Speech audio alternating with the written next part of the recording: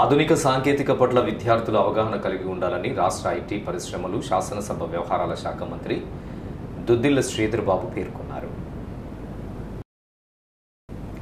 Manthani junior కళాశాల మైదానంలో 35 లక్షల రూపాయల నిధులతో చేపట్టిన సింథటిక్ టెన్నిస్ కోర్ట్, 10 లక్షల రూపాయలతో చేపట్టిన చిల్డ్రన్ పార్క్ నిర్మాణ పనులకు 4,05,50,000 రూపాయలతో చేపట్టిన రావుల చెరువు బ్యూటిఫికేషన్ పనులను 2,99,00,000 రూపాయలతో చేపట్టిన అయ్యగారి చెరువు బ్యూటిఫికేషన్ పనులకు గంగపురి వద్ద 2,55,00,000 రూపాయలతో చేపట్టిన 33/11 kV సబ్ స్టేషన్ నిర్మాణ పనులకు మంత్రి దుద్దిళ్ల శ్రీధర్ బాబు శంకుస్థాపనలు చేశారు.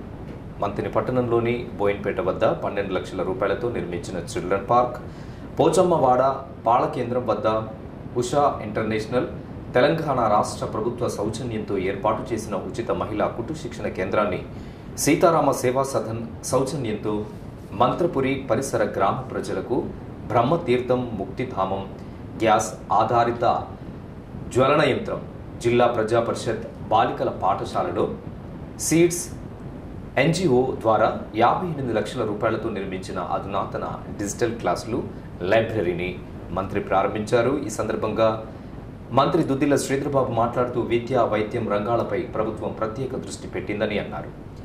పిల్లలకు ప్రభుత్వ పాఠశాలల్లో మెరుగైన విద్య అందుతుందనే నమ్మకం కలిగిస్తూ బడిబాట కార్యక్రమాన్ని విజయవంతంగా నిర్వహిస్తున్నామని తెలియజేశారు.